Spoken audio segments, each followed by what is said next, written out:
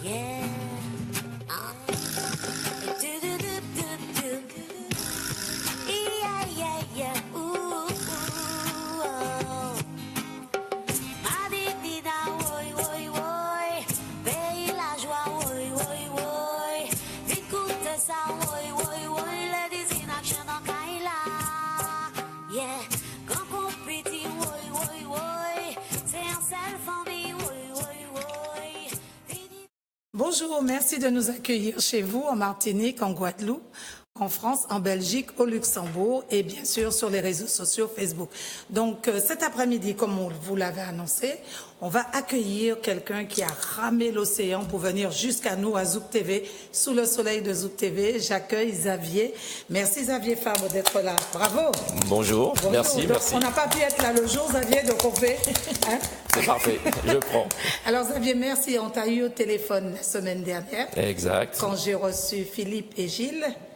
Ouais, j'étais C'était en pleine mer. à peu près 500 000 de la Martinique. 500 000. Ouais. Alors, comment tu as ramé pour venir jusqu'à nous? Parce que c'est vraiment des galériens pour moi. Ouais, bah c'était galère. C'est vrai. Très honnêtement, cette année, les conditions de mer étaient vraiment dures. Et vraiment jusqu'à la fin. Je pensais au moins que la Martinique m'aurait laissé 2-3 jours super avant l'arrivée. Non, même pas. Même pas. Donc comme ces jours-ci, la mer était vraiment était pas sympa jusqu'à la fin. Et comme l'idée du projet, c'était de mettre cette traversée en lien avec la traversée de la maladie, avant de partir, je me suis dit, si c'est à l'image de la maladie, comme je peux l'apercevoir, je vais peut-être en baver un petit peu. Ben, ça a été le cas. Ça a été le cas. Donc ça veut dire que c'était pas une traversée facile, c'est pas une maladie facile, mais il peut y avoir des beaux moments quand même malgré ça. D'accord. On a des images où on voit au port où tu arrives, c'est au Robert. Ouais, c'est ça. C'est le Robert. D'accord. Alors la maladie, c'est la maladie d'Alzheimer. Bonjour Myriel Chamoiseau-Marc. Je t'accueille aussi sur le soleil de Zouk TV. Merci d'être là. Donc la maladie d'Alzheimer toujours présente et ah oui. Et de plus en plus présente. De plus en plus présente. Nous saluons l'arrivée de Xavier, surtout cet exploit qu'il a accompli pour mettre en lumière cette maladie. Mais c'est une maladie qui a été déclarée depuis 2011 avec Sarkozy. Qui a été déclarée. Qui a été déclarée, comment c'est quoi le terme? Enfin, sous Sarkozy, il y a eu le plan Alzheimer. Oui. Le plan Alzheimer, voilà. On en est, je crois, au 5e maintenant. D'accord. Hein. Et donc, ça a donné quoi? Beaucoup d'initiatives, beaucoup de choses, beaucoup d'avancées. Enfin, on aurait souhaité qu'il y ait des EHPAD, qu'il y ait des postes créés, mais enfin, ça n'a pas été le cas. Ça n'a pas été le cas. On n'en a pas eu assez. Il y en a eu, on ne peut pas dire que ça n'a servi à rien. Parce qu'on voit des affiches 4x4 partout avec des nouveaux EHPAD. Oui.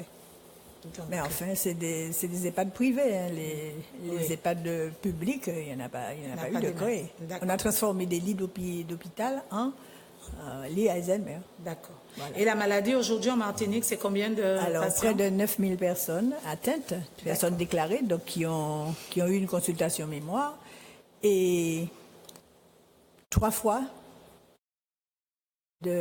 si on compte 3 personnes par famille, donc on voit le nombre de personnes impactées par cette maladie. 3 personnes par famille, c'est énorme. Non, 3 par an. Il y a un malade et toute la famille souffre. Bien Alors, sûr. en faisant une moyenne, on met 3 personnes par famille, mais ça fait beaucoup de monde touché par la maladie d'Alzheimer. Un malade et c'est toute une famille qui souffre, toute une famille qui est en difficulté. Et en plus, on est d'autant plus touché en Martinique qu'on a beaucoup de personnes qui disparaissent. Oui, alors avec c'est ça vrai aussi. que c'est une triste on va en parler réalité, tout à l'heure parce oui. que le docteur Viviès que j'ai accueilli, qui est le médecin qui s'occupe de la maladie d'Alzheimer aussi, elle dit quand même qu'il y a des solutions et qu'il faut qu'on fasse des choses et qu'on les fasse bien, puisque c'est facile et c'est possible. On va en parler. Très possible. Pierre Gallet, merci d'être là. Je t'accueille aussi sur le soleil de Zouk TV. Merci, bonjour. Bonjour. Donc toi, Pierre, c'est toi qui fais la une des journaux. Ah. Donc tu viens nous parler du conflit qui te pose à la marina de Port-Coé. Sur la marina de Sur Port-Coé, la marina de Port-Coé, avec la CACEM.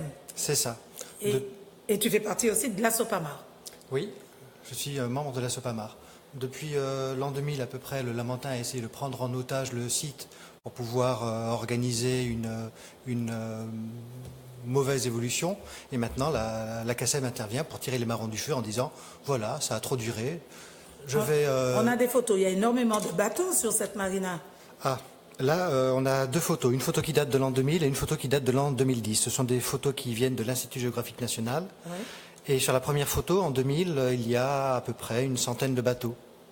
Sur la deuxième photo, en 2010, il y en a 200. On est passé de 100 à 200 bateaux en 10 ans. Il faut savoir qu'en janvier 2001, le Lamentin a mis un panneau à l'entrée disant qu'il gérait le site et que tout ce qui se passait était mis sous condition d'avis de la ville du Lamentin. Donc elle a revendiqué ce qui s'est passé et c'est vrai que jusqu'aux années 2000 où nous gérions à peu près tranquillement, la ville du Lamentin n'intervenait pas trop et la marina était en train de se développer petit à petit en respectant autant que possible l'environnement, autant que possible, parce que les bateaux de plaisance sont une activité polluante, mais cette pollution doit être absolument encadrée. Et à partir de l'an 2000, c'est devenu n'importe quoi. Et on est passé de 100 à 200 bateaux, y compris en creusant la mangrove de façon parfois importante. Et l'ACASEM est intervenu il n'y a pas longtemps avec un transfert de gestion qui lui permettait de dire son mot sur l'avenir du site, mais a commencé une dépollution qui a posé beaucoup de questions, parce que la pollution, pour partie, a consisté à enlever certains éléments polluants qui étaient venus, qui n'auraient jamais dû venir. C'était quoi les éléments polluants? Et à en enterrer d'autres. Les éléments polluants, ça a été des batteries, des huiles, des morceaux de moteur, de la ferraille, des pneus, des véhicules, des voitures, beaucoup de choses qui devaient partir, mais qui n'auraient jamais dû être enterrées. Oui, et l'endroit où ça a été enterré pose également beaucoup de questions, parce que la définition de la mangrove, quand on va sur place et qu'on regarde les lieux, est relativement simple. Nous savons tous ce que c'est qu'un palétuvier, ce que c'est que toute la végétation, que toute la vie qui est celle de la mangrove, qui est fondamentale à l'humanité, à la Martinique, aux Antilles en particulier, mais c'est la source de la vie. Bien sûr. Mais il y a des zones qui administrativement ne sont pas déclarées mangroves, qui sont de la mangrove, qui ne sont pas déclarées mangroves, qui sur le projet de la CASEM sont destinées à être remblayées pour faire du parking, de l'espace de stationnement.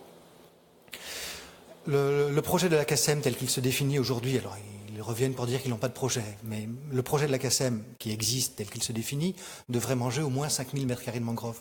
Mais ça, c'est pour la mangrove déclarée. Parce que si on rajoute la mangrove qui n'est pas déclarée et qui se retrouve avec des batteries, des huiles et des choses comme ça, on se retrouve avec des atteintes à la mangrove et à l'environnement bien plus importantes.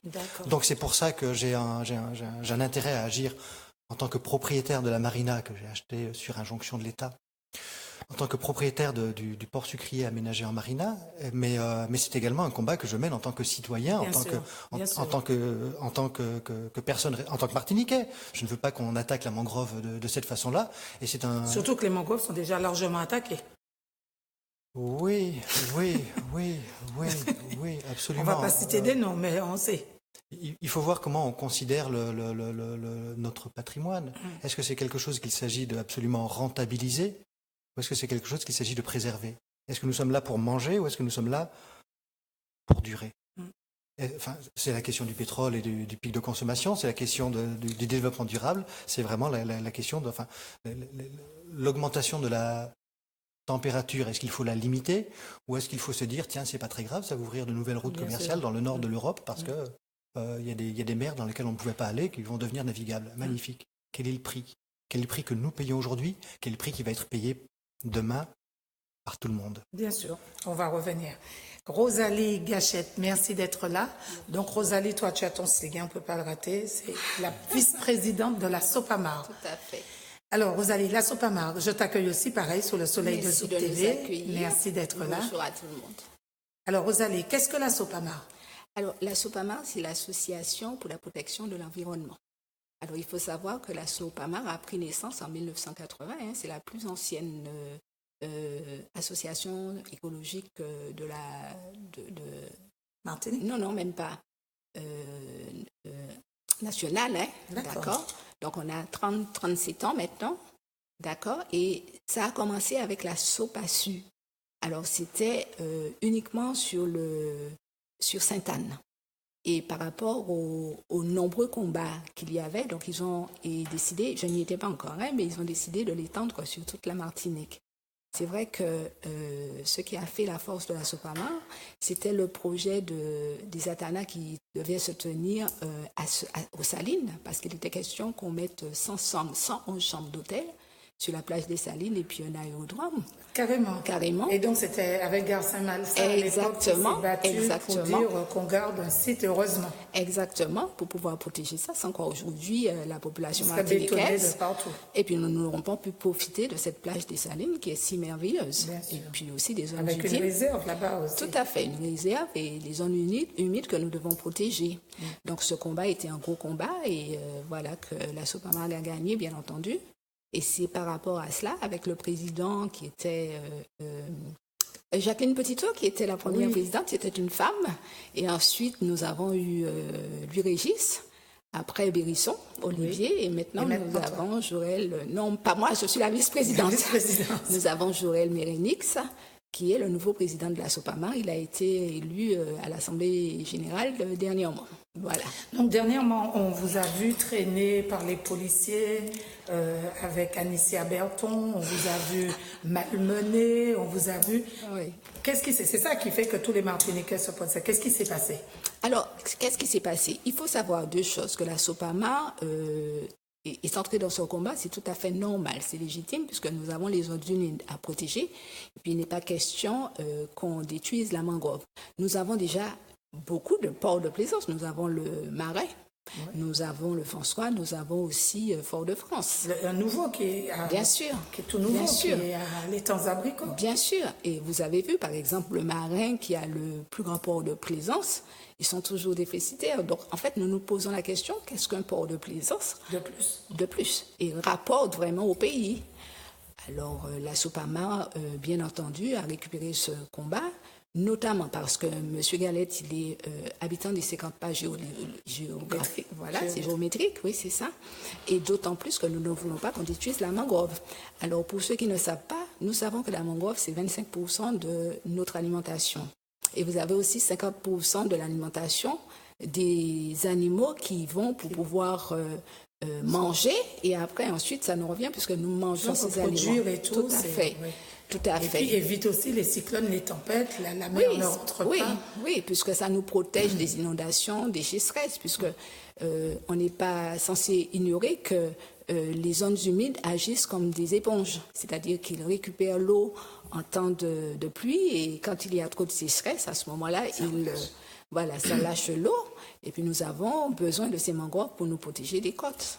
Voilà, donc c'est pour cette raison que la SOPAMA dit non. Et puis le projet qu'on nous présente là en ce moment, c'est un projet qui n'a pas de sens, parce que tout au long de l'émission, nous allons vous montrer les illégalités qui existent dans ce dossier. D'accord. Donc, je vous rappelle que nous sommes en direct, que vous pouvez participer à l'émission quand vous le souhaitez au 05 96 71 27 07. Donc, alors Xavier, parle-nous de ton départ de l'île... Del Hierro. De l'île El Hierro. Al Hierro, Canaries. Canaries. Voilà, et puis à quel moment ce projet a pris sens pour toi et tu t'es dit, je me lance, puisque c'est la première fois que tu traverses... Moi, c'est la première, probablement la dernière que je traverse à la rame. Hein. Je rassure mes proches, en tout cas. Le projet, il a pris corps il y a quasiment 3 ans, en fait. Et ça s'est passé au Salon Nautique à Paris. Voilà, une visite en touriste. Et puis j'ai rencontré des gens qui avaient fait ce genre de périple. Parce qu'il existe des formats de courses comme ça où on traverse à la rame. Et quand je les ai écoutés me raconter leur expérience de traversée, j'ai lu également des récits qui relataient ça. J'ai tout de suite fait le lien avec la maladie d'Alzheimer. Ça fait longtemps que j'avais envie de témoigner, de porter mon témoignage, parce qu'au quotidien, moi j'ai du temps en tant qu'animateur. Voilà, je ne fonctionne pas au timing, donc j'accorde du temps aux gens et de l'attention.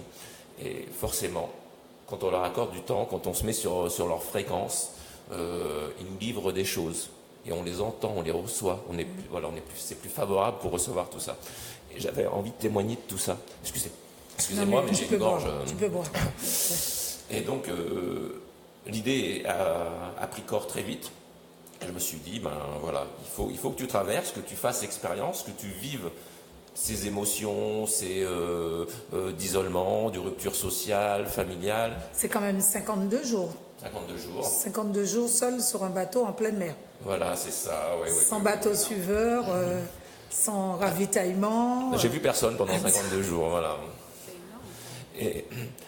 Mais tu savais que ce serait dur à vivre comme ça? Tu l'avais imaginé? Pas du tout. Dans tes rêves les plus fous? Pas du tout. Non, moi j'imaginais, voilà, je vais prendre on appelle ça l'autoroute des Alizés, ça va être tranquille, je vais passer par le vent et les flots. Non, j'avais pas imaginé que la mer serait ce qu'elle serait, et surtout que je serais contraint d'aller chercher au-delà de mes limites. Voilà. Et on peut faire le parallèle sur plein de niveaux avec la maladie d'Alzheimer. Hein. En termes de solitude, si on ne va pas près d'eux, si on ne fait pas cet effort-là, mais ils peuvent vivre une solitude, même en établissement, même en EHPAD. Hein. Ils sont là, on voit des gens circuler autour d'eux, mais si on ne va pas les chercher, capter leur attention, se rapprocher d'eux pour capter leur regard, il ne se passera pas grand-chose pour eux en termes de communication, et ils seront toujours isolés. Donc ça, c'était le sentiment d'isolement, c'est vraiment le premier facteur. Après, bon, voilà, au niveau communication, téléphone satellitaire, même si on avait réussi à avoir une communication qui était... C'était pas tout le temps le cas. Non. Et ça, c'est super frustrant de ne pas avoir la possibilité d'exprimer ce qu'on a exprimé. Et j'imagine pour les malades, parce que peut-être cette frustration maintenant, en tout cas, tu l'aperçois. Je l'aperçois davantage. Et on sent bien quand ils arrivent pas, quand ils sentent qu'ils sont pas compris, ça les agace parce qu'ils ont conscience de ça. Ils sont conscients que le message, que la communication passe pas. Et ça, c'est super dur pour eux. Donc, tu dis qu'ils sont conscients. Alors, il ne faut surtout pas généraliser. Voilà. Tu sais qu'en Martinique, on est très concerné par le sujet. Donc, il y a beaucoup de gens qui doivent nous écouter, qui t'écoutent. Moi, je fais partie des gens qui... Tu travailles depuis combien d'années avec eux? 12 ans et demi. Maintenant. Ah oui, d'accord. Je suis convaincu maintenant qu'il y a toujours une forme de conscience. Toujours. Elle est plus ou moins perceptible, suivant le degré de la maladie. Ça peut changer au cours de la journée pour une même personne. Mais il y aura toujours une forme de conscience de leur contexte, de ce qui peut se passer autour d'eux. J'ai beaucoup fait intervenir d'animaux en EHPAD, parce que les animaux, c'est un support qui va les cueillir, qui va rentrer en communication avec eux directement. Quel type d'animaux? Ça va du cochon, du cheval, au perroquet, au chien, au chat, au lapin, à la caille, enfin tout. Incroyable. Même les poissons. Mais les poissons, c'est moins sympa parce qu'ils ne peuvent pas les toucher.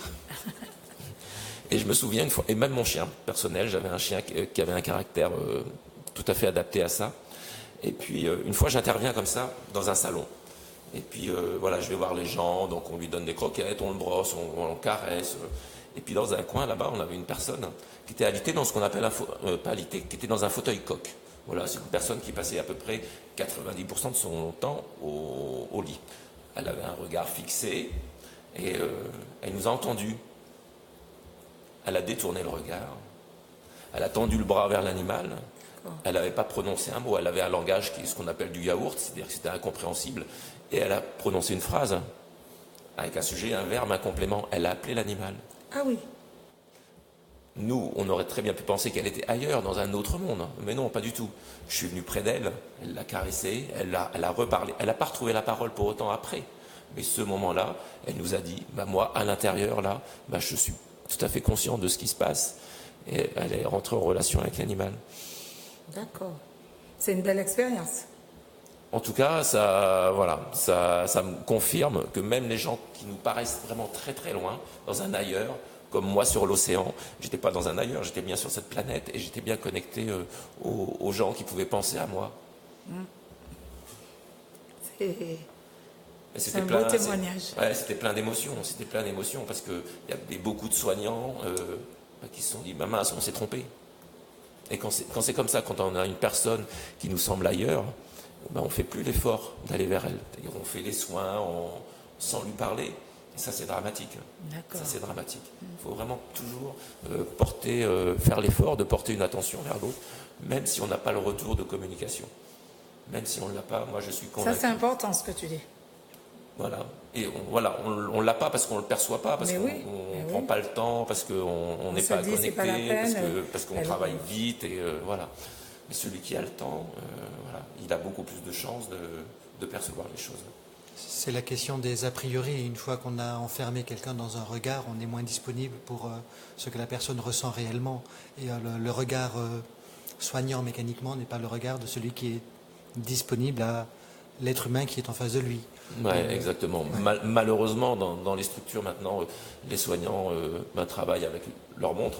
Avec une efficacité qui est celle de la société, qui a des comptes à rendre sur les horaires, sur les protocoles, sur les processus, sur tout ce qui est mis en place. Enfin, exactement. L'exemple qui me vient le plus facilement à l'esprit, c'est que la chose la plus facile au monde, c'est d'être parent. On se protège même contre ça. La chose la plus difficile au monde, c'est de devenir parent sous contrôle de l'État, demander l'autorisation d'une administration pour pouvoir adopter. Et c'est peut-être ça le rapport entre la norme et l'individu. La norme qui va dire, bon, ok, vous voulez adopter, donc ça va être comme ça. Vous voulez vous occuper de quelqu'un à Alzheimer, donc ça va être la médicalisation. Puis quand vous avez un animal qui ne sait pas qui est en face de lui et qui n'attend rien de cette personne, et que la personne Alzheimer va se retrouver en face d'un animal qui n'attend rien de lui, il y a une communication qui est possible, là où il n'y a pas de communication possible dans les processus sociaux. Complètement. C'est tout l'intérêt des animaux et la finalité du projet, en fait. Voilà, là, on a fait un événement médiatique.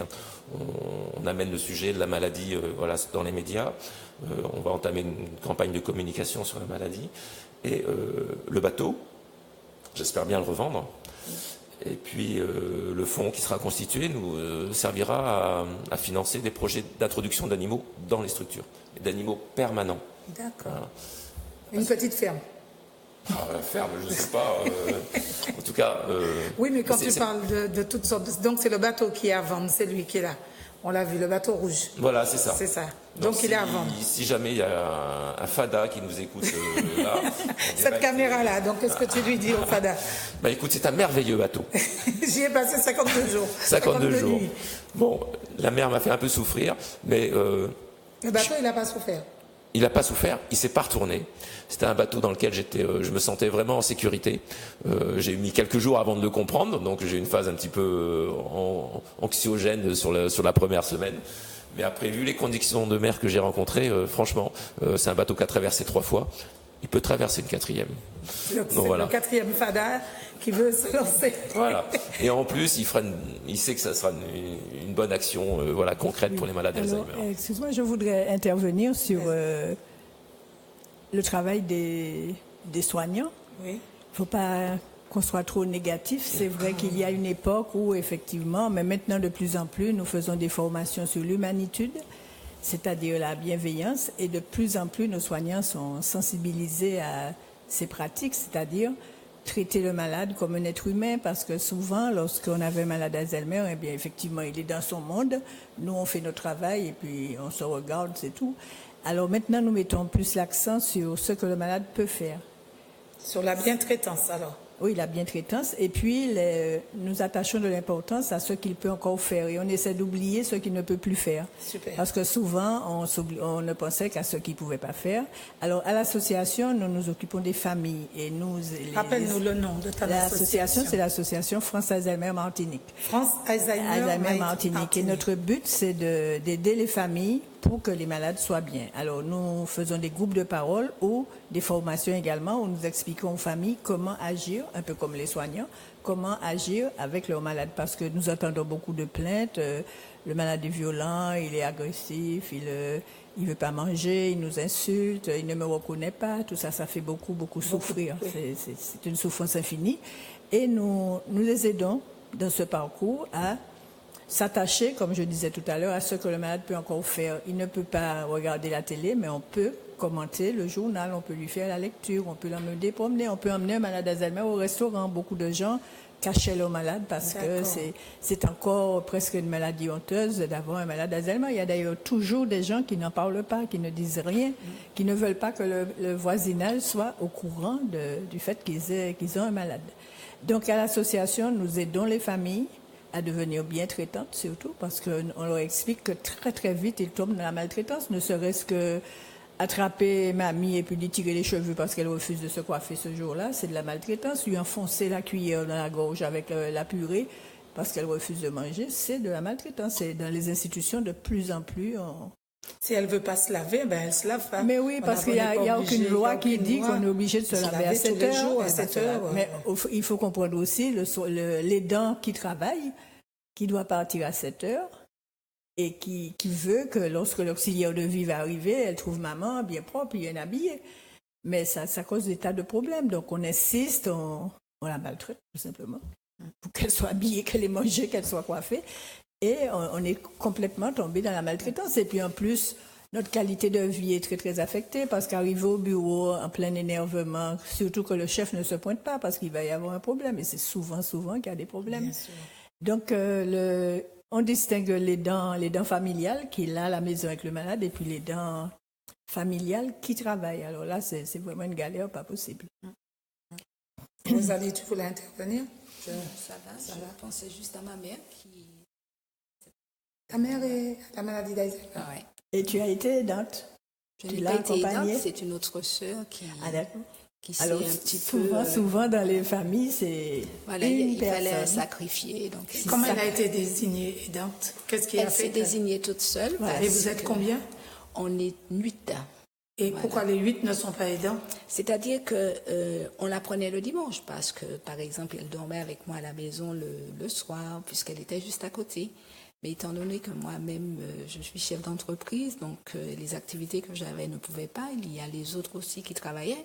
Donc il fallait quelqu'un qui... En permanence. En permanence, c'est ça, parce que c'est vrai que lorsqu'on a la maladie d'Alzheimer, j'en sais quelque chose, et on fait beaucoup de bêtises. Donc il fallait complètement la surveiller, fermer la maison...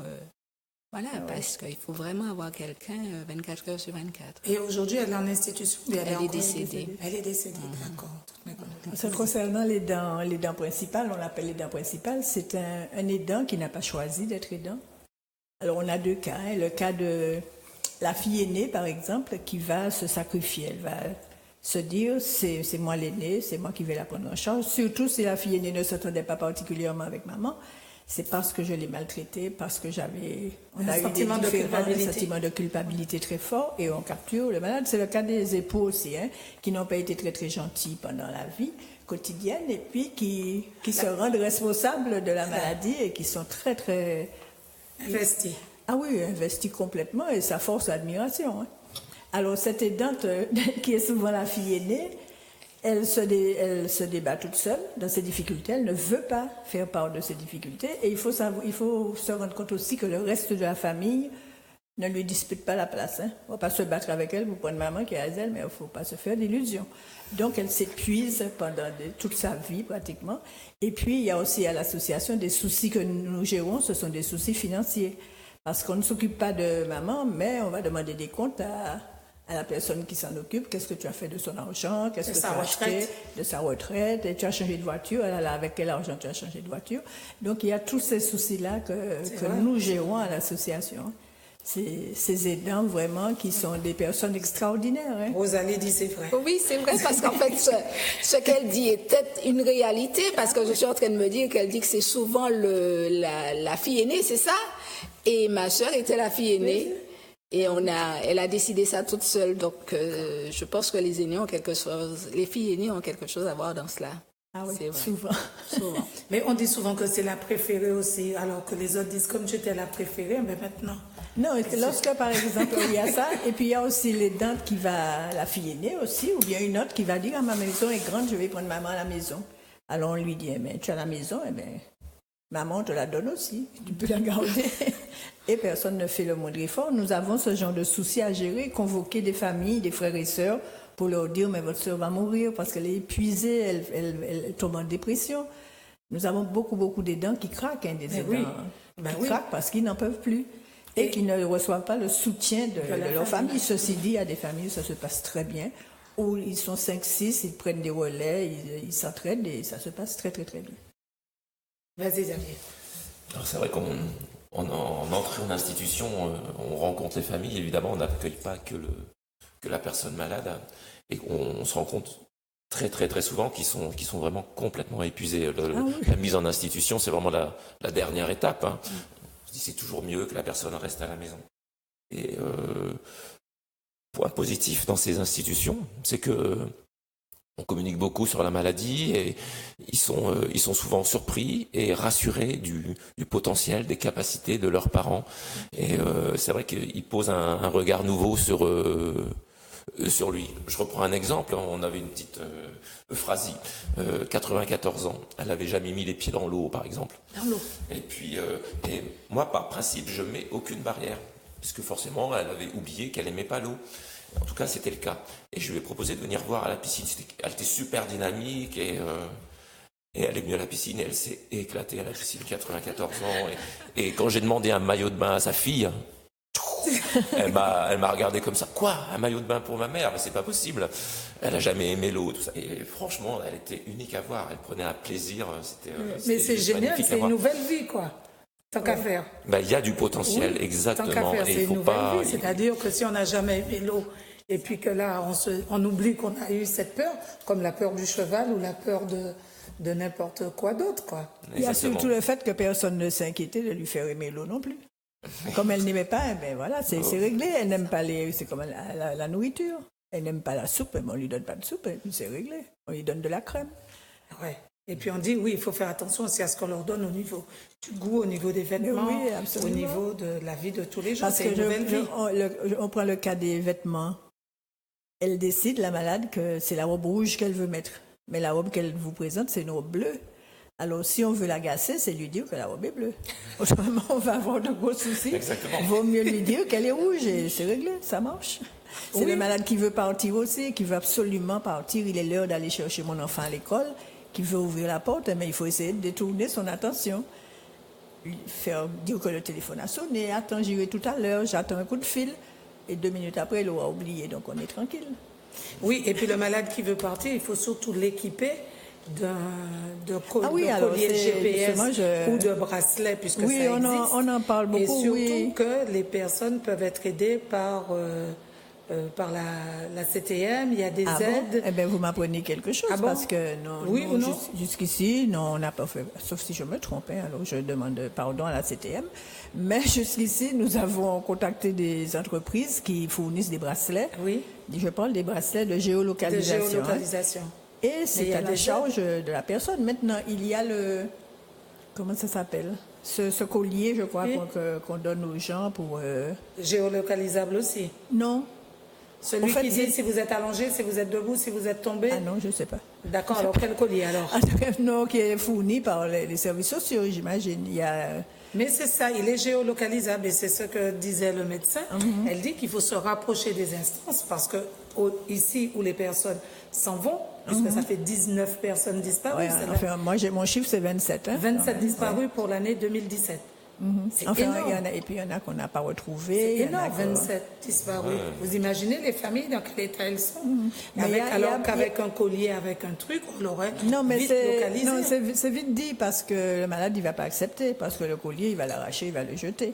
Il y a d'autres systèmes qui sont comme des montres, des choses comme Oui. ça, qui sont bien fixées, mais tout ça, ça a un Et la coût. montre, elle peut l'enlever aussi, mais c'est... Non, elle est Elle bien, est bien faite, fixée elle est- là, elle ok. n'arrive pas à l'enlever. Et nous avons des malades qui passent leur temps à regarder la montre, donc ça leur fait une activité.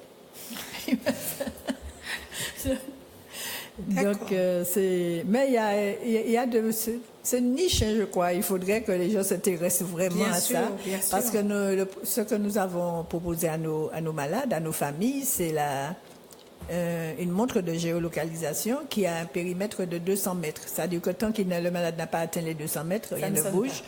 Et puis, une fois qu'il va Ah, ça, c'est dépasser les chouette. 200 mètres, l'entreprise va le localiser, on va prévenir la famille. On va tout préparer pour essayer de le retrouver. Alors, c'est sûr que ça ne marche pas à 100%, c'est sûr.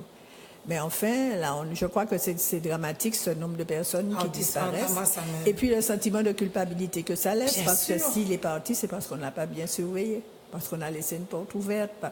Par exemple, je prends le cas d'une dame, c'est son infirmier qui découvre le lendemain matin qu'elle est partie. il avait vu la veille. Donc ça veut dire que personne ne l'a vu depuis la veille. C'est dramatique ces choses-là. Il y a vraiment des questions à se poser concernant nos malades qui restent à la maison. Dans les institutions, si un malade n'a pas la possibilité de disparaître, si ça arrive, c'est de la responsabilité de l'institution. On doit prendre des dispositions pour que les malades ne puissent pas sortir. Oui, mais ils ont envie de marcher chez vous aussi. Oui, alors voilà. Oui, bien sûr, c'est une envie légitime. C'est une envie légitime. Donc, c'est la déambulation, et puis c'est un symptôme aussi, la déambulation, le malade qui marche, qui tourne, qui n'est jamais fatigué. Mais c'est pas parce qu'au niveau du cerveau, il a besoin de cette hormone qui... Ah, je ne sais pas si c'est une hormone qui le fait marcher. Que c'est une hormone qui est stimulée et que, en marchant. Et c'est pour ça qu'on leur fait faire beaucoup de sport. Dans les établissements, il y a un établissement où, avec des jeunes, ils sont en train de tester. Il y a une étude qui est faite en Martinique où ils font beaucoup de sport. Ah, il s'agit de... Mais c'est justement, ça m'amène à parler des orchidées, puisque c'est là que notre doctorant, le jeune Ennet, voilà. Il est sur un projet, enfin il va présenter sa thèse, de mettre les malades d'Alzheimer à bicyclette, en endurance. Oui. Et ça a pour but de démontrer que le fait de faire du sport en endurance développe une protéine, dont je ne sais plus le nom, qui est capable de combattre la fameuse protéine Tau qui déclenche la maladie d'Alzheimer. Et donc ils disent que c'est pour ça que les gens marchent. Ils disent que c'est presque un instinct de survie. Donc en marchant comme ça, en faisant de l'endurance, parce qu'ils leur ont mis des pédomètres. Oui, avec les pédomètres fixes, ils ont... Et non, mais ceux qui marchent là, ils leur ont mis des pédomètres. Oui, et dans la journée, pour enregistrer. Dans la journée, tenez-vous bien, ils font l'équivalent de Sainte-Anne à Joux-Pas-Bouillon 4 ou 5 fois dans la journée. C'est énorme. C'est énorme. Mais il s'agit des malades qui sont encore gérables, parce que les malades qui sont très atteints... Non, mais même ceux-là. Donc imaginez ceux-là qui font plus de 100, ça fait quoi, plus de près de 300 ou 400 km jour. Imaginez quand ils sont dans un petit appartement enfermé. Ah oui. Bien sûr.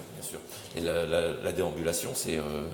C'est un symptôme de la maladie. Oui, c'est un symptôme. Et ça leur permet de gérer l'anxiété d'enfermement. Oui, voilà. Il y a surtout ça aussi. Il faut qu'ils aient absolument la possibilité d'avoir, au moins, de pouvoir déambuler sans buter contre un mur.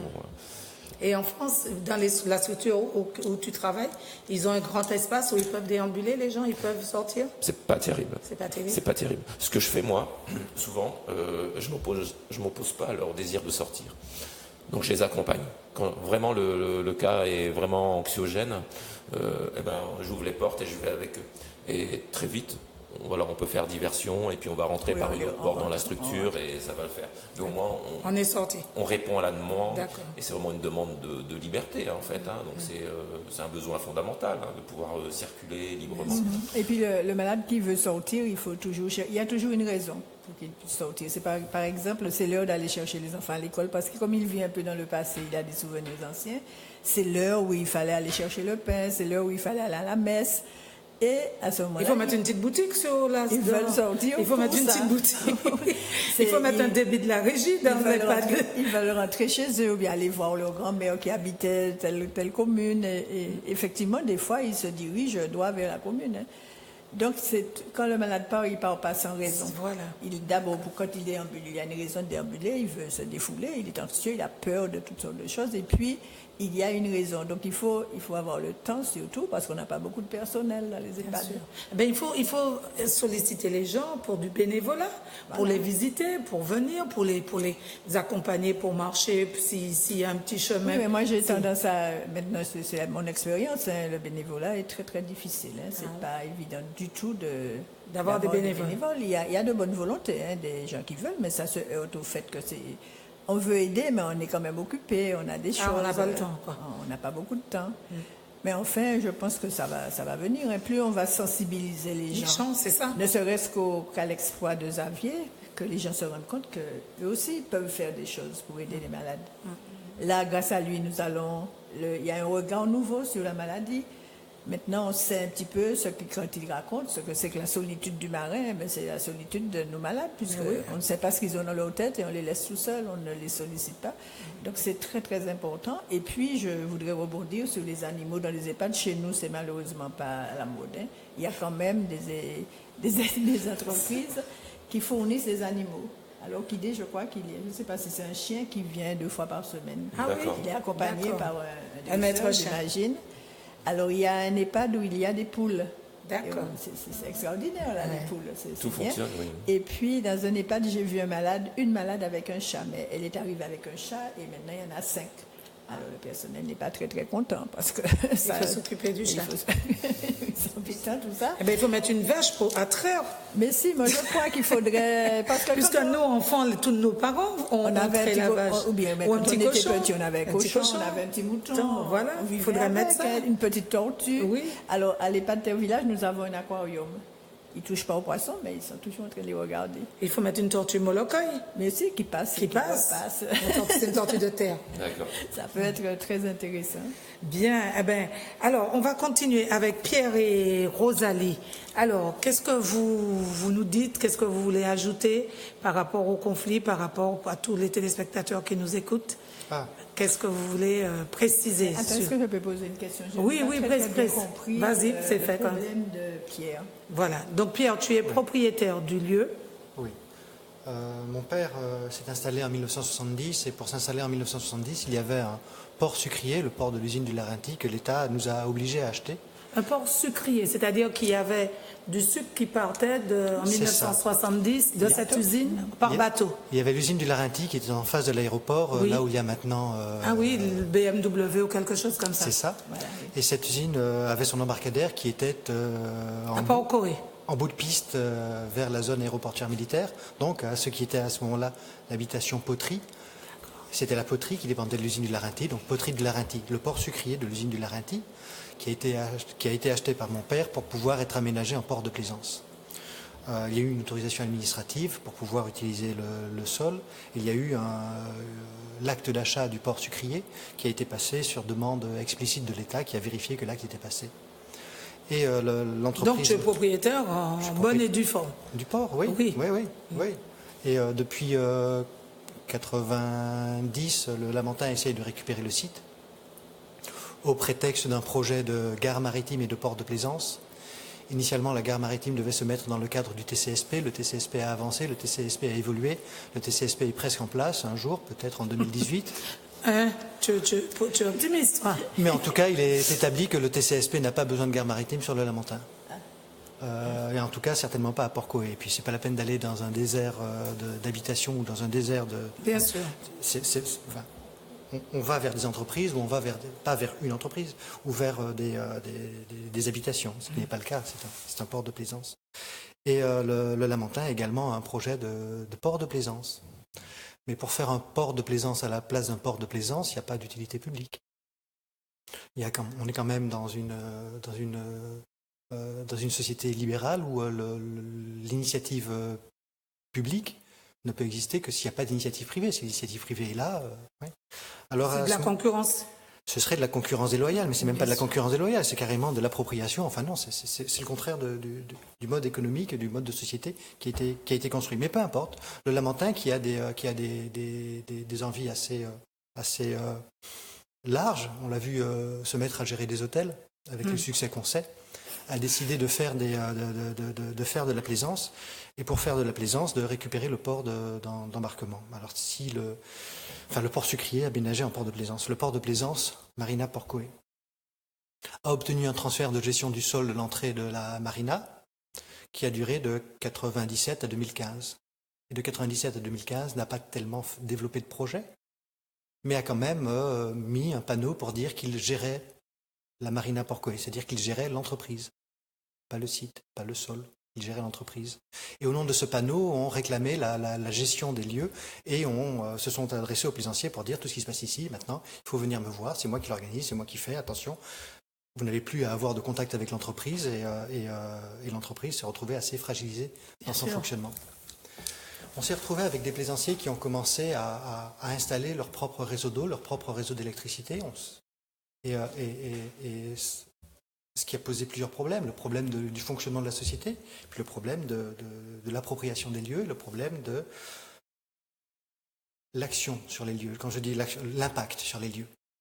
En tant qu'entreprise, nous y sommes opposés en disant que nous, il y avait des vagabondageries qui commençaient, qu'il n'y avait aucun titre pour installer des réseaux d'eau, des réseaux d'électricité ou construire des pontons. On en était là, construire des pontons. Carrément. Oui.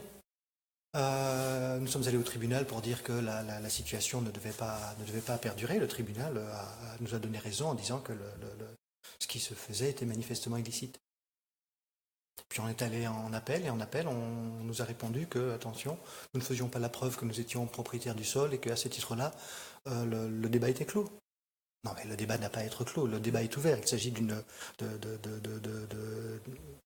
troubles à l'ordre public, il s'agit d'atteinte à l'environnement, il s'agit d'appropriation du domaine public maritime naturel. Non, on ne vous écoute pas, c'est bon, circulaire, rien à voir.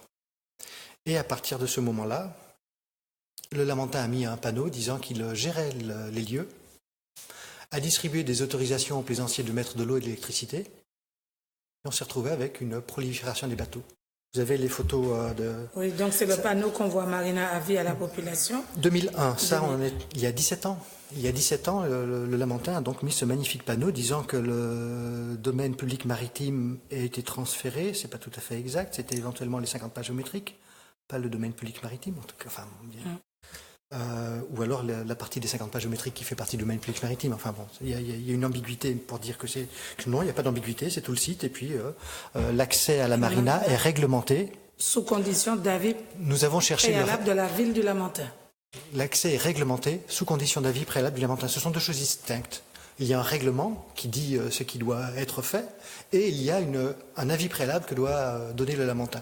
Je n'ai jamais trouvé ce règlement, qui n'a jamais existé, à mon sens. Enfin, c'est pas faute de l'avoir recherché. Et l'avis préalable de la ville du Lamentin, on voit ce que ça a donné. Vous avez une photo en 2000 et une photo en 2010. On peut voir avec les bateaux. Là. On est passé. Voici la photo. Cette photo est assez parlante. Elle est 2000, celle-là. Oui, on est en 2000. Il y a à peu près une centaine de bateaux, un peu moins en fait. Et si vous regardez tout autour, c'est la mangrove, hein, on est d'accord. Tout autour, c'est la mangrove. Si vous regardez la partie supérieure gauche de la photo, il y a toute une zone qui est uniquement plantée en végétation, sur laquelle, si on descend un petit peu, on voit quelques bateaux, 7, 8. Sur la photo suivante, on peut voir qu'à cet endroit où il y avait 7, 8 bateaux, il y en a une vingtaine. Et toute la mangrove qui est derrière a été singulièrement attaquée. Mais on voit, hein. Sauf que c'est la nature qui dit que c'est la mangrove, ce n'est pas la déclaration des lieux. Ce sont des palétuviers, ce sont des mangles, c'est de la vase, c'est de la tourbière, c'est de la mangrove. Mais il y a eu beaucoup de bateaux et les nettoyages récents ont consisté, entre autres, à enterrer des polluants dans cette zone-là. Ce qui pose des questions. Quel est l'intérêt poursuivi? Enfin, je reviens sur ce qui s'est passé en 2001.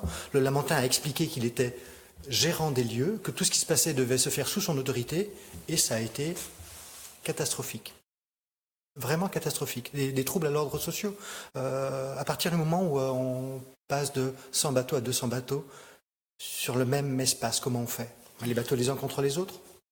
On repousse un peu la mangrove pour pouvoir mettre les bateaux contre les autres. Mais celui qui était là, qui avait son bateau, qui voit quelqu'un d'autre qui arrive et qui fait des malhonnêtetés, qu'est-ce qu'il fait?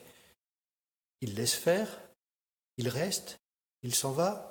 S'il s'en va, peut-être qu'une autre personne va venir en disant là où il y avait pas de bateau, il y avait quelqu'un qui était là, on l'a chassé, puis on l'a mis 2 bateaux, et c'est ce qui s'est passé à grande échelle. On s'est retrouvé à avoir une mise en place de désordre qui a été manifeste et entretenu.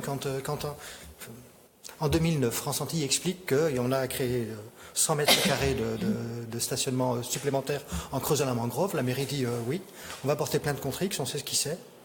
D'accord. Le trou est là. Il n'a pas été remblayé, il n'a pas été replanté ni quoi que ce soit. Les palétuviers commencent à pousser parce que la nature est obstinée, elle n'attend ni les autorisations, ni les palétuviers repoussent. Mais on voit que il y a des pontons qui ont été mis dans cet espace et il y a des bateaux qui l'occupent. Et c'est un exemple qui est peut-être le plus parlant, parce que là, on peut regarder une photo qui a été prise sur France Antilles, on peut regarder une photo aérienne, on peut regarder des éléments, mais la quantité d'endroits où, quand on passe, on se dit c'est beau, et puis quand on repasse, on se dit mais pourquoi ce n'est plus beau?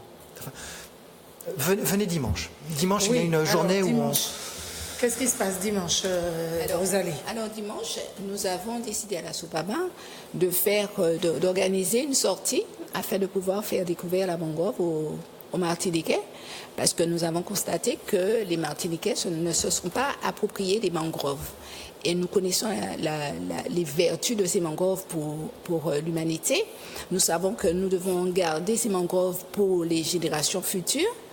Et ils sont en train de la détruire. Il ne faut pas oublier que la France a perdu 50% des zones humides des années passées.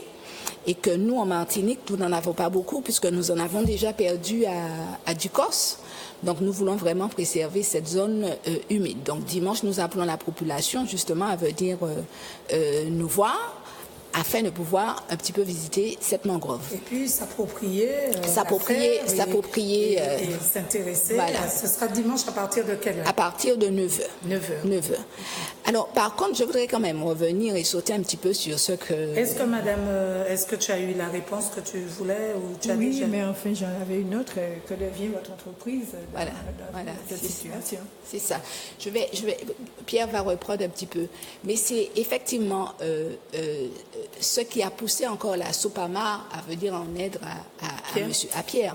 Parce que non seulement il est membre de la Sopama, j'ai expliqué aussi qu'il était habitant des 50 pas géométriques, donc s'il fallait régulariser quelqu'un, Pierre Galette a eu à l'occasion à payer plus de 700 000 francs, c'était des francs à ce moment-là d'impôts. C'était des francs? Non, pas tout à fait. Oui, tout à fait, à peu près. Non, on nous a demandé une régularisation. Oui, j'ai reçu un avis d'imposition à hauteur de 1 200 000 euros de chiffre d'affaires. Enfin, il n'y a plus d'argent qui rentre. Que devient la société? Voilà. Suite à une décision qui date de 2000, les plaisanciers sont invités à déposer le loyer à la Caisse des dépôts et consignations depuis 18 ans. Ce qu'ils ne font pas. Ouais. Mais ils viennent sur le site. Ils sont là. Oui, Ils sont là. 200 bateaux. Et l'entreprise ne perçoit pas de loyer. Il y a le Lamentin qui explique qu'il va pas en 2000 qui explique qu'il va pas tarder à demander des loyers. Donc pour bien expliquer qu'il ne faut pas payer la marina, l'objectif étant très clairement que l'entreprise fasse faillite. Une fois que l'entreprise a fait faillite, une fois que nous avons vidé les lieux, c'est simple, on récupère et ça tombe entre les mains de celui qui est le plus énergique dans cette voie-là. Mais ça ne s'est pas fait, nous sommes toujours là, nous avons continué à payer l'eau, l'électricité, à entretenir le site tant que nous pouvions, mais enfin, tant que nous pouvions, c'est assez limité quand il y a il y a eu de la violence, il y a eu de la violence réelle, le sang a coulé. Oui. Donc il y a des actes d'entretien courant qu'on ne peut pas faire, vraiment.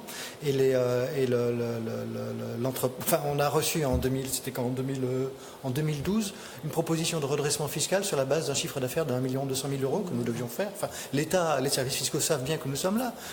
La CACEM, dans son projet, dit qu'il s'agit de reprendre le port qui est défaillant. Enfin, mais le port n'est pas défaillant, le port est il est empêché. Il est kidnappé. Il est kidnappé et au nom de ce kidnappage réussi, il s'agit de l'achever, de le parachever. Et c'est là maintenant que la CACEM est en train de bloquer le site, de le fermer complètement, de mettre sous séquestre la mangrove, de mettre sous séquestre le pipeline de la Sahara sur une petite section. Enfin bon, on se retrouve dans des choses. Enfin, oui. Alors que le Lamentin disait en 2001 qu'il y avait un règlement et que c'était réglementé, aujourd'hui, la CACEM met des vigiles. Met un panneau, attention, parking privé. Pour le stationnement, voyez des vigiles. Oui. Mais la CACEM intervient en qualité de quoi Le projet du Lamentin a été transféré vers la CACEM pour devenir un projet communautaire sur la communauté de communes. Et l'État a transféré la gestion du sol à la CACEM, ce qui donne une double légitimité. La réalité, si on revient un peu plus en arrière, nous avons acheté le port sucrier de l'usine du Larentie. Le Conseil d'État a reconnu que quand nous sommes installés, le sol faisait partie du domaine privé de l'État. Nous avions une autorisation administrative d'occuper les lieux, et puis l'État a mis cette parcelle dans le domaine public, et l'autorisation est arrivée à échéance. Et nous nous sommes retrouvés occupants du domaine public ou ayant une activité sur le domaine public, mais avec une propriété réelle du port de plaisance, une propriété foncière, une propriété immobilière que l'État avait demandé, que l'État a contrôlé, que l'État a vérifié, donc une propriété pleine et entière des installations. est dans une situation irrégulière, puisque la règle veut que le propriétaire du sol et le propriétaire des constructions soient qu'il n'y ait pas de distinction. Et la loi a prévu qu'on régularise.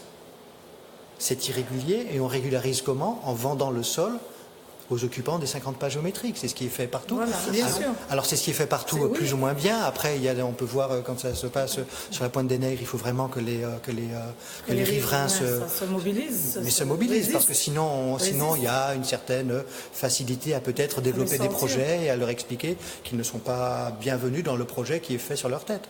Bon, il y a une tentation, il y a une vraie tentation de pouvoir récupérer du foncier sur une île qui est limitée en terre et sur laquelle les réserves foncières s'amenuisent.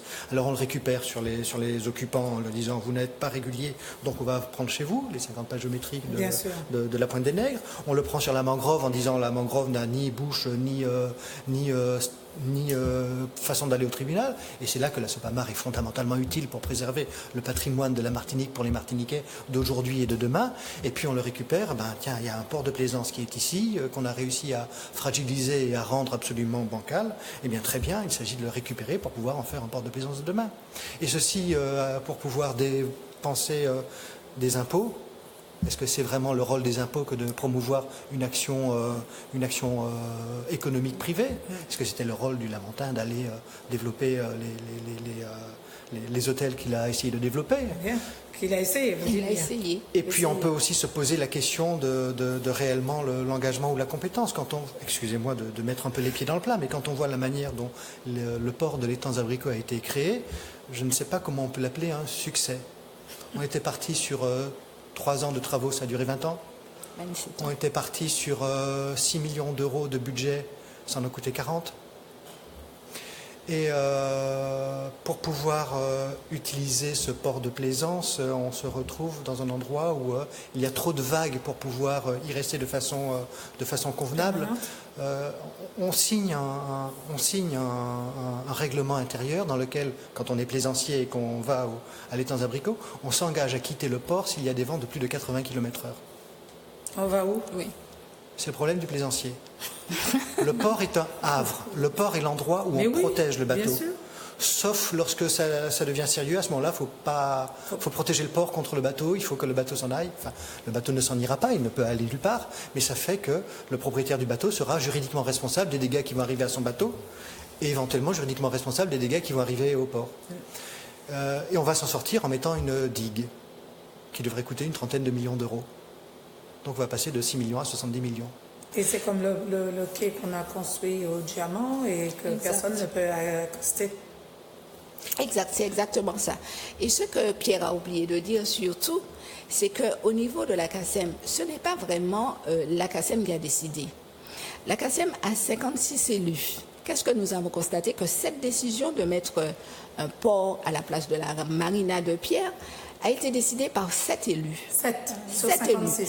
Alors, qu'est-ce qui s'est passé? Ils ont réuni ils ont convoqué une première assemblée. Le quorum n'était pas atteint, donc ils n'ont pas pu prendre des décisions. Ils ont fait la même chose 2 fois et la 3e fois, la loi dit qu'en réunion, quel que soit le nombre d'élus. Donc, 7 personnes ont décidé d'abîmer la mangrove de la Martinique. Nous disons non. Alors, nous disons non pour plusieurs raisons. En 2001, je crois, la Chambre régionale des comptes avait déjà demandé à la mairie du Lamentin qui avait ce projet d'arrêter cela parce qu'ils avaient fait des études, soi-disant, qui avaient coûté trop cher et la Chambre régionale des comptes avait estimé que le projet était vraiment trop cher pour la population de la Martinique. Ben non, ils reviennent en 2017-2018 avec un président de la CACEM qui signe ce projet avec 7 élus. Alors, en tant que port de plaisance, il fallait faire les choses en avant. Mais la CACEM veut faire un Dubaï à Port-Corée et il fait les choses, il met les charrues avant les bœufs. Qu'est-ce qu'il fait? Alors, logiquement, il faut faire une enquête publique. Il faut demander à la population son avis. Donc, une enquête publique qui reste un mois en mairie avec la possibilité que tous les Martiniquais puissent donner leur accord. Donner leur avis pour savoir s'ils sont d'accord à ce que la CACEM détruise les zones humides. Bien sûr. Quand on dit ça à la CACEM nous dit non, il va faire après. Donc, mais quel est le but après? Voilà, quel est le but? Puisque nous savons très bien que lorsque la KCM commence quelque chose, que ce soit légal ou pas légal après, il va continuer et l'État va lui donner raison. Donc, ils n'ont pas fait d'enquête environnementale parce que nous ne savons même pas combien de mangroves seront détruites. Ils parlent de dragage et nous avons remporté justement une bataille pour le port de Fort-de-France avec la Soupamar pour cette histoire de dragage. Et tenez-vous bien, qu'est-ce qu'ils disent encore? Ils vont demander une dérogation. Une dérogation, je l'ai dans le document, pour détruire les espèces. Vous vous rendez compte? Et ils précisent qu'ils vont voir ça avec la DEAL. Est-ce que vous pensez que c'est raisonnable de la part de la KCM de faire une telle demande à la DEAL? Une dérogation pour détruire les espèces. Vous avez des manteaux, vous avez des crabes d'araignée, vous avez des touloulous, vous avez des chasseurs juste à côté. Et nous savons très bien que justement les zones humides permettent que nous puissions avoir ces animaux qui vont venir puisque c'est leur vitamine en fait. Ils viennent chercher les nourritures, ils restent là pour pouvoir se reproduire. Exactement. Voilà. Et la KCM décide de faire un aménagement. Alors, à la Martinique, nous disons à la Soupamar que nous avons besoin d'aménagement global. Non, tout le monde veut son port de plaisance, tout le monde veut sa marina, tout le monde veut des projets vraiment rocambolesques. Alors, nous ne savons pas où nous allons. C'est pour cette raison que nous disons au préfet, justement, qu'il est temps qu'il revienne sur la décision qui a été donnée à la KCM avec 7 élus, parce que c'est une minorité qui ont décidé de ce port de plaisance pour la Martinique. Et nous demandons à la KCM, justement, nous allons profiter de libérer l'accès de Pierre. Parce qu'en fait, si vous allez ce soir, vous avez un vigile, vous avez 2 chiens. 2 chiens, 2 Rottweiler.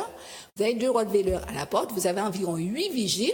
La porte est fermée, cadenassée, et ils vous demandent vos noms, prénoms, pour que vous puissiez entrer sur le domaine public. Nous disons que c'est pas légal. Mais les gens couraient là, il y avait un site où les gens venaient. Les gens courent, mais pour entrer à Port-Poré, vous devez aller sur le domaine public. Okay. Et vous avez une barrière qui a été installée en toute illégalité par la KCM pour empêcher aux gens. Mais ils ont oublié qu'il y avait un privé qui habitait à cet endroit et qu'il a besoin de recevoir ces gens. Il a aussi besoin d'avoir sa vie intime. Bien sûr. S'il a... Je le dis comme ça, sa maîtresse à recevoir. Bon, ben c'est connu. C'est connu. On n'a pas besoin de donner son nom. Non. Et attention, il faut laisser la voiture dehors, vous entrez à pied. Donc, c'est n'importe quoi. Voilà, il y a quelqu'un au téléphone ou j'ai un appel? Qu'est-ce que c'est? C'est quelqu'un? Oui. Oui, bonjour. Merci. Votre prénom, vous nous appelez d'où? Bonsoir, donc c'est Hervé des Trois-Îlets. Oui. Voilà. On vous écoute. Vous m'entendez? Oui, très bien. Quelle est votre question, Hervé des Trois-Îlets? Voilà. Donc, à mon sens, je retiens 2 problèmes essentiels. Parce que sur un autre média télé, le problème a été exposé d'une certaine manière et le représentant de la KCM contestait le fait qu'il ne s'agisse pas de 85 hectares de mangroves, mais plutôt de 8 hectares. Donc, moi, je pense que ce soit 85 hectares ou 8 hectares, je ne vois pas de quel droit la KCM ou quelque autre autorité pourrait détruire la mangrove. La mangrove est un écosystème et donc Madame Rosalie Gachette a clairement expliqué effectivement la nécessité pour nous de préserver la mangrove. Donc que ce soit 85, 8 hectares ou même 1 hectare ou même moins, on ne peut pas détruire la mangrove. Donc il ne s'agit pas de dire voilà, mais ce n'est pas 85 mais 8. Ce problème-là, je pense qu'il doit être évacué. On ne peut pas toucher à la mangrove. D'autre part, Monsieur Galette, il a un problème quand même assez particulier. Et je dis que l'État, les services de l'État, les autorités, et même la KCM, et les autres, et même les hommes politiques de ce pays, eh bien, ils sont en contradiction évidente avec ce qu'ils sont en train de prôner tous les jours. Parce que si j'ai bien compris, M. Galette a une société. Donc sa société est sans doute légalement constituée, donc enregistrée auprès du tribunal de commerce, etc.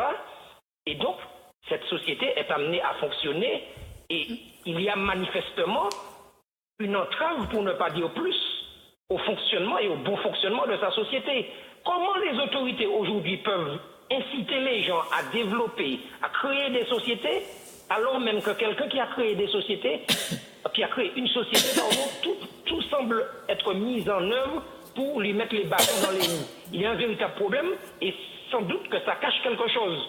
Donc moi je pense qu'on ne peut pas, visiblement, détruire une société comme ça qui existe déjà. Donc ça fait deux problèmes. Le problème de la mangrove, on ne peut pas y toucher. Et puis une société qui fonctionne, qui a fonctionné, et visiblement qu'on veut détruire. Donc il y a des questions à se poser. Je vous remercie. Merci Pierre. Pierre Galette, c'est Pierre qui s'appelle? Pierre Galette. Non, mais la personne, le télé... Hervé. Hervé, merci beaucoup pour votre appel. Pierre vous répond. Oui. Merci. Sur la mangrove, lorsque la CACEM a développé le TCSP, elle a mis en place notamment l'échangeur de Gagneron. Et pour l'échangeur de Gagneron, qui était estimé nécessaire à cet emplacement-là, il y a de la mangrove qui a été détruite.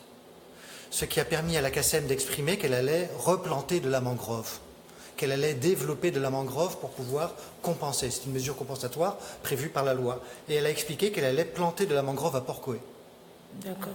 Donc, entre la construction de Gagneron avant et la construction de Gagneron après, il y aurait davantage de mangroves à Port-Coët. Il n'y a pas de mangrove supplémentaire qui a été faite depuis. Et le projet de la CACEM consiste à détruire de la mangrove, au moins 5000 m² d'après leur projet. Peut-être davantage si on regarde ce qu'est réellement la mangrove à cet endroit-là et la quantité qui va être détruite. Peut-être plus proche d'1,5 hectare. Ce n'est pas sans impact. Mais aujourd'hui, la CACEM dit qu'elle n'a pas de projet, que c'est juste une envie. Donc pour une envie, on va faire ce genre de choses-là, alors que la CACEM a déposé une demande de déclaration de projet auprès des autorités préfectorales. Elle vient dire à la population que non, c'est pas encore un projet, que ça va venir dans de nombreuses années, que c'est pas encore pour tout de suite. Donc quel est le crédit qu'on peut apporter à la CACEM quand elle apporte des informations, qu'elle les assène comme des vérités sur cette situation? Première chose. Deuxième chose. On prend un autre appel et on revient. Le dernier appel. Allô? Bonsoir, tout le monde sur le plateau. Bonsoir, merci de votre appel. Vous nous appelez d'où? Eh bien, tu ne m'as pas reconnu, Guylaine. Hein? Mamie? Non, Guylaine, c'est Audrey. Audrey. Ah, Audrey, il y a longtemps, merci. Mais oui. Audrey. Tes lunettes sont très jolies. Merci. Merci. Audrey. Tout le monde. Merci Audrey. Le monsieur aussi qui était sur le bateau. J'en envoie un grand coucou. Et M. Galette, je lui dis de tenir. Le monsieur qui était sur le bateau, un grand coucou et bravo. Oui, M. Galette, je lui dis de tenir. Et je pense que la Martinique qu'elle a pris, la seule chose que je dis, que c'est pas bien du tout. Et je demande s'il y a s'il y a un justice en Martinique, et puis si le préfet a son mot à dire. Parce que, comme on a dit, si il est empêché pour faire entrer pour TCSP, et puis il fait compagnie, il met d'autres mangrove, et puis il va faire chimé pour faire bagaille. Je trouve que c'est la méchanceté qu'il a, et ça, je comprends ça, madame Ania, c'est cet élu qui avait ça. Maintenant, demander les DL, la DL, des dérogations pour tuer petit bâtiment tout, petit bagaille, ça pas normal. Et mon coin préfère pour mettre néant dans ça, et mon coin que faut dans ça, mais c'est un an côté qu'entre, comment il y a une 7-8 vigiles, des chiens pour Kaili. Alors, il est l'état de loi. Et tout pays, ben, il redit la même chose que c'est pas normal. Il faut ça changer. Ça peut pas hésiter, mais quand on deuxième Jean-François, il va faire la méchanceté là.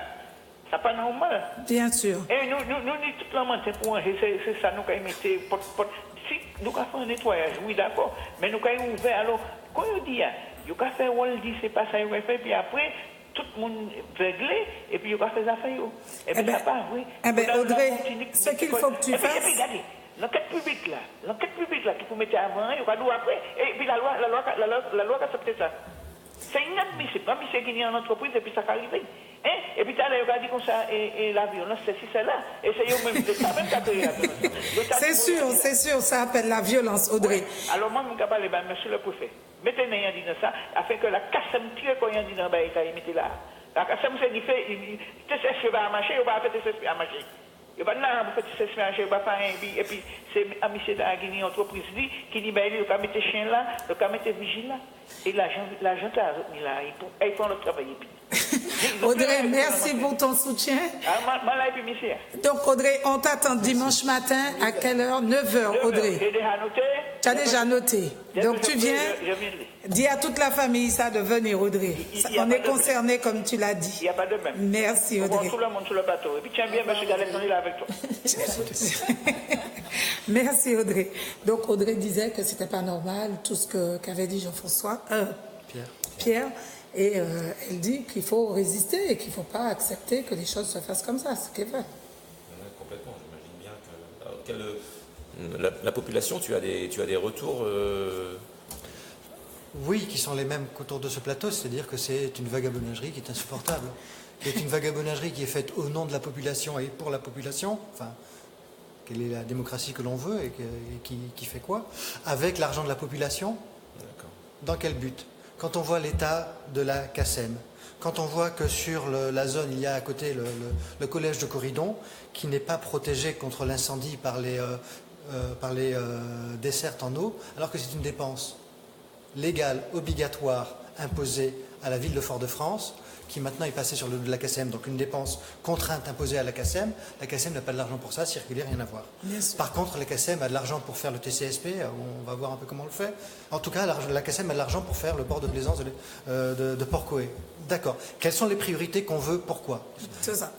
Qu'est-ce qu'on veut? Bon, eh bien, on va accueillir Mafoun qui va nous croquer l'actualité et puis on va continuer cette émission. Donc, juste un clip pour accueillir Mafoun, ma chroniqueuse qui nous rejoint. Maman? Oui, chemin. C'est vrai qu'il a dit? Qui monte ça? Le Nouvel. Le Nouvel. Je dis c'est lui qui premier marron. C'est dans tout grand bois qui a arrêté. Ça y joigne, c'est ça qui a mangé. C'est lui qui a jeté Zia sinon. Et tout partout. Depuis là, il prend liberté, il quitte grand chivé. Après, il c'est racine l'Afrique qui prend dans tête.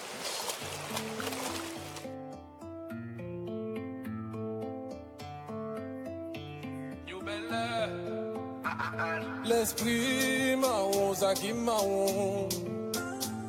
L'esprit marron, ça qui marron. L'esprit marron, ça qui marron. L'esprit marron, ça qui marron. Ça qui marron, désobéissant, ça qui marron, pas qu'à coûter colon. Ça qui marron, pas forcément méchant, ça qui marron, pas qu'à coûter colon.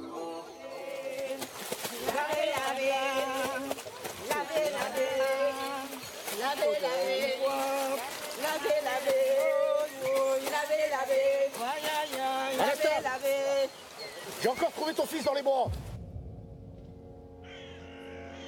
Prends garde de le tenir en laisse. La prochaine fois, je le fouetterai. Parler du race, solidaire, puis race. Moi, à présent, nous limons, solidaire, puis race. Moi, nous venons prendre la place, solidaire, puis race. Moi, nous connaissons l'esclavage. Nous cartournons la page, solidaire, puis race. On est en pour bavardage, solidaire, puis race. Moi, faisant c'est liana, solidaire, puis race. Moi, mon bagage pour qu'il m'a manqué check, moi. Ce marron s'amuse à dessiner sur les arbres et à vous faire croire qu'il a belle vie. Mafoun, merci. Donc, ma chroniqueuse, qu'est-ce qui s'est passé? Merci d'être là, Mafoun. Bon, merci, merci. Moi, je suis content. Eh bien, moi, je ne suis pas mal, ni mon monsieur. C'est vous qui avez fait, qui est arrivé. Vous êtes arrivé quand est-ce? Samedi dernier. Samedi ou dimanche? Samedi. Comment c'est pas dimanche après? Mais tu devais aller le rencontrer, mais le oui, voir. Mais on a dit c'est samedi, après on a dit c'est dimanche. Mais il est arrivé plus tôt que prévu. Ah bon, donc tout le monde fait. Il a ramé fort. Il a ramé fort, ah bon, les gens vous ont pas oublié quand même. Non. Ah bon, d'accord, mais ça va. Mais bravo pour ce que vous avez fait, vraiment. Merci. C'est très bien, vraiment. Ah non, mais eh ben, cette semaine, ma fille, ah bon Dieu, mais franchement, vous avez entendu ça, le million. Non, ce n'est pas un jeu de grattage, hein. Mais c'est 1 million de visiteurs en 2017. Oui. Vous avez entendu ça, Martinique? Il faut reconnaître que la Martinique a tiré le bon numéro. Hein. Elle a gratté quelques touristes ou certains. Elle a eu la chance de ne pas subir comme contre vent et marée, Irma et Maria. Mais elle a eu le vent poupe quand même. Hein. La croisière s'amuse en Martinique, mais il ne faut pas nous mener en bateau. Hein. Et si pour certains ce n'est pas ce n'est pas que beau, c'est un sujet bateau. Mais ça ravive le tourisme, c'est le champagne qui mousse au CMT. Le champagne qui mousse au CMT. D'accord. Mais attention, il ne faut pas pousser le bouchon. Et puis, vous avez entendu ça aussi. Avant, quand tu allais dans un car, quand tu criais arrêt, le chauffeur te permettait de descendre.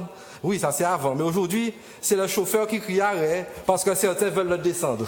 Vous avez entendu ça, bon Dieu. Aujourd'hui, c'est le chauffeur qui crie arrêt. Bon Dieu. Ils ont eu un début de semaine, ils ont arrêté. Ils ont fait le droit de retrait. Oui. Et puis, sur toutes les lignes, c'est la mauvaise ligne de conduite, hein, vraiment. Certains passagers se conduisent mal. Ils perdent leur fil conducteur. Ils ne veulent pas payer. Il faudra racheter une conduite, hein. Cris, coups, injures, faut voir ça dans les bus. Il y a de la friture sur le réseau Mosaïque. Hein, et ce n'est pas raisonnable. Les conducteurs sont amers, c'est le carnage dans les bus. Les gens abusent quand même. Les gens abusent quand même. Respectez le chauffeur et en 7 ans de pénitence, chauffeur aime. Car bon Dieu. Et puis, Forméo, vous avez entendu ça? Forméo, c'est un salon de formation. Tu as pas entendu ça? Oui, d'orientation pour les jeunes et leur avenir.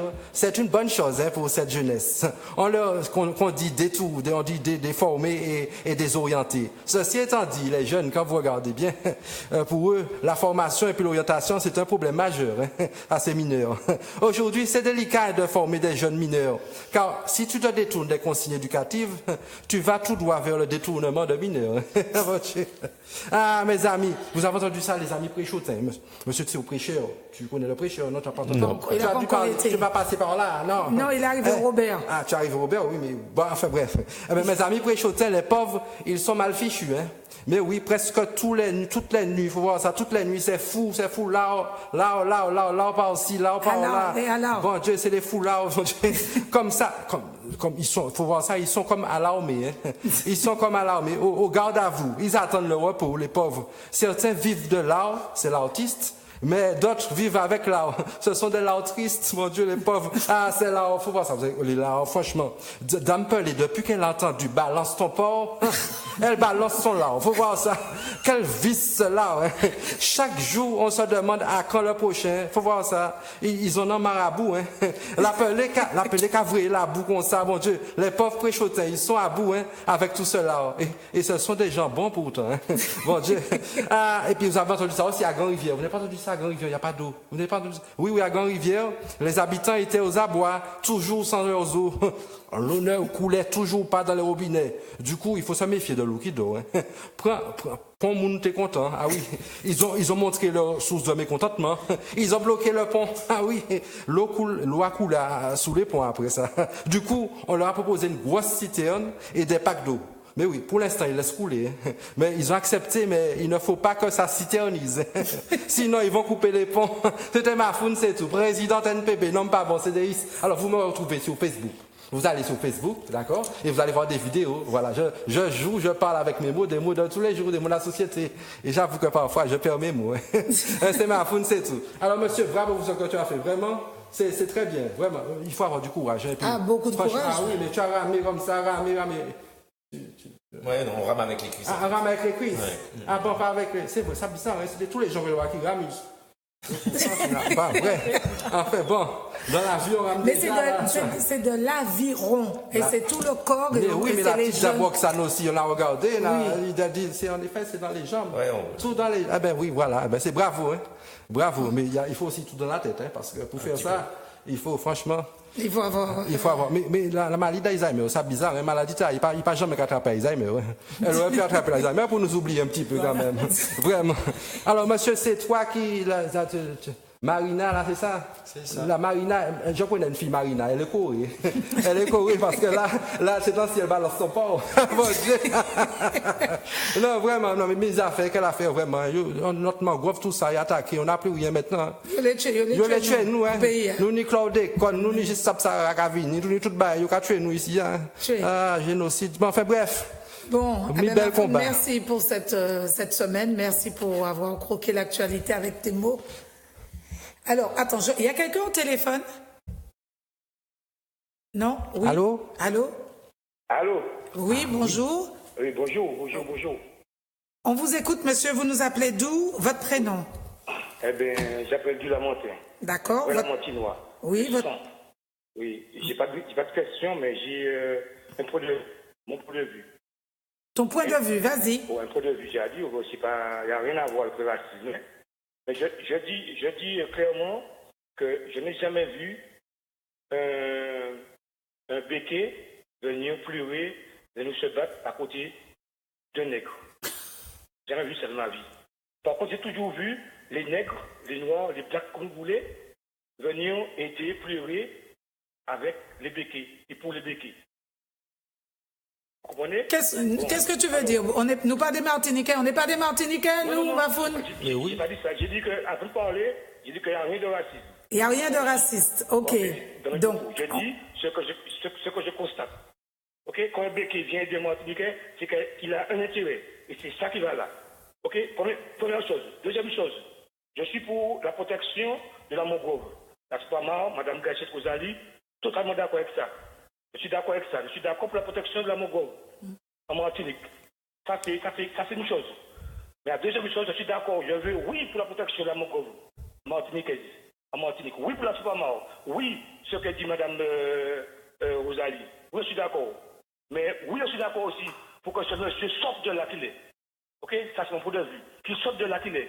Il n'a pas acheté, même s'il a acheté, il n'a pas acheté à un prix normal. Lui et sa famille doivent sortir de là aussi. Là, je suis d'accord pour ça aussi.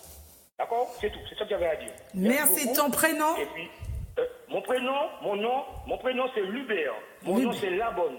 Je suis plus connu sous le nom de Lulu Yassala.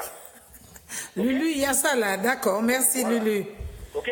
D'accord. Merci beaucoup. Merci beaucoup. Au revoir. Donc, tu veux répondre quelque chose ou... Oui, enfin, Ou tu n'es pas obligé de répondre. Hein? Si on veut savoir qui je suis, on peut savoir assez facilement qui je suis. Je ne suis pas que dans la Marina Porcoé, j'ai d'autres actions associatives sur lesquelles on peut savoir si on creuse un peu qui je suis. C'est pas à moi de le dire, c'est... Bon. Mais tu peux dire que je suis Martiniquais, point, je suis ici, je suis là, j'arrive sur un lopin de terre sur lequel j'essaye de, quand je vais partir le plus tard possible, dans 20 ans, dans 50 ans, essayer de laisser les lieux un petit peu plus propres qu'ils étaient que quand je suis arrivé. J'ai pas d'autre ambition. D'accord, merci. Donc, alors, Xavier, quand tu étais sur ton bateau tout seul à faire cette expérience, à mes 5000 km 5000 km, tout à fait. 5000 km, tu écrivais des mots, tu as dit c'est un océan de mots, M-A-U-X.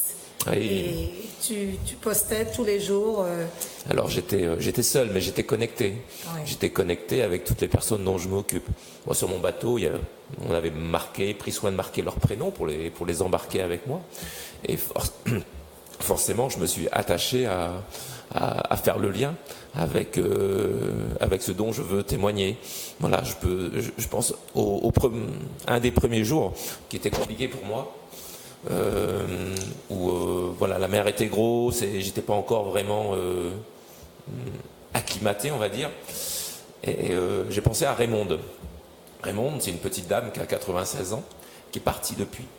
Et Raymonde, c'est un personnage, c'est-à-dire qu'elle avait une volonté incroyable. Elle voyait plus, elle avait perdu la vue, et on la voyait faire des exercices toute seule dans sa chambre pour garder la forme, pour pouvoir aller se promener, etc. Et puis elle suivait le périple à travers sa fille.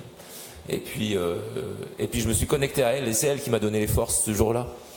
C'était quelqu'un qu'on peut penser qu'elle n'était pas en capacité de donner quelque chose, mais là, même à distance, moi, elle m'a donné de l'énergie. Et puis à surmonter cette journée-là. C'est un exemple parmi d'autres. Voilà, il y en a eu plein hein, par rapport à la souffrance physique. Voilà, j'ai eu une petite blessure à la main, une infection, etc. Forcément, à la main, ça me faisait mal quand je ramais. C'était pas simple. Hein. Et je me suis rendu compte que de n'avoir personne à qui livrer cette douleur, à qui la confier, c'était dur. C'était beaucoup plus dur. Alors moi, j'ai fait comme j'ai pu, hein, j'ai crié, ça gênait personne. Voilà. J'ai hurlé ce que j'avais hurlé à sortir, mais on a besoin de sortir quelque chose et d'être en capacité d'exprimer. Il faut quelqu'un qui soit à l'écoute. Donc voilà, on a fait le lien aussi par rapport aux malades. C'est que quand il y a souffrance, qu'elle soit exprimée verbalement ou de façon non verbale, ce qui est important, c'est d'être là à l'écoute. Hein. Poser une main sur un membre douloureux, acquiescer, oui, j'entends bien ta douleur, voilà, des choses toutes simples comme ça. Et ce que j'ai vraiment réalisé pendant cette traversée, en fait, c'est qu'il n'y a pas de petites attentions. Un sourire, un petit geste, un regard, tout ça, c'est des choses qui se cumulent. C'est la somme de tout ça qui fait cette valeur. Donc il faut, des fois, on pourrait avoir l'impression de dire ça sert à rien ce que je fais. Voilà, j'ai que 30 secondes à consacrer. Ben non, c'est pas vrai. Ça, c'est une certitude. C'est-à-dire que les 30 secondes qu'on peut passer à côté, une accolade, une embrassade, enfin n'importe quoi, un geste rempli d'humanité, ben c'est ça qui porte les gens tout au long de la journée. Et si on les cumule les uns après les autres, voilà, la journée se passe différemment. Tout à fait. C'est important ce qu'il nous dit. Hein. Et puis c'est réalisable surtout. C'est réalisable, c'est ça qui est important. C'est ça. Tu voulais dire quelque chose, Madame Non, Chalazi? je voudrais dire que c'est vrai que Xavier a dit que c'était très très très dur, mais j'espère qu'il va faire des émules et que d'autres personnes vont essayer. Vont faire autre chose, peut-être autre chose. Mais oui. Oui. Xavier est rentré dans une forme éblouissante. Nous qui l'avons vu sur le quai, eh bien, il était en forme et on n'avait pas l'impression qu'il avait passé 51 jours en mer. C'est comme s'il était parti hier. Eh bien, il n'avait pas. Oui, mais c'était intérieur la souffrance. C'était ça, c'est qu'elle ne se voyait pas à l'extérieur. Il y a ça aussi. Si ça pouvait, comme je disais, faire des émules et puis aussi inciter les gens à se lancer des défis, à essayer d'aller au-delà d'eux-mêmes pour une cause. Voilà. Et Xavier, tu as maigri de combien de kilos? 5 kilos. Ah ouais? Ça va, c'est correct. 5 seulement? Ouais, 5 seulement. Mais j'avais une alimentation. On avait vraiment travaillé sur l'alimentation. Donc j'avais une alimentation biologique. Voilà, j'ai pas pris de lyophilisé comme on prend traditionnellement. Ok. J'avais une alimentation traditionnelle. Tout ça aussi pour faire le lien que attention à ce qu'on met dans notre assiette. Peut-être que ça peut jouer sur notre santé. Tu as mangé quoi alors pour pas manger lyophilisé? Tu mangeais quoi? Des pâtes du riz? Tout ce qu'on trouve en céréales, les boulgours, le millet, le quinoa, toutes ces choses-là. Là. J'avais de la protéine végétale, j'avais un stock d'œufs quand je suis parti, du jambon cru que j'avais acheté en Espagne. Enfin, j'ai pas été à plaindre. Hein. J'ai pas été à plaindre à ce niveau-là. Et tu as eu le temps de cuisiner? Alors, cuisiner, non, c'est un grand mot. Non. En fait, c'est pas une question de temps, en fait, c'est une question de conditions. Voilà. Et certaines fois, c'était très compliqué de faire une cuisson dans la casserole, parce que ça bougeait trop. Ouais, il y avait un risque. Ouais. Donc quelquefois, j'ai mangé froid quand même. Mais voilà. Et pour dormir, tu disais, tu n'as pas beaucoup dormi? Très peu.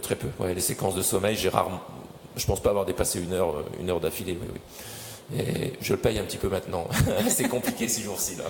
C'est compliqué. Et tu es là jusqu'à quand?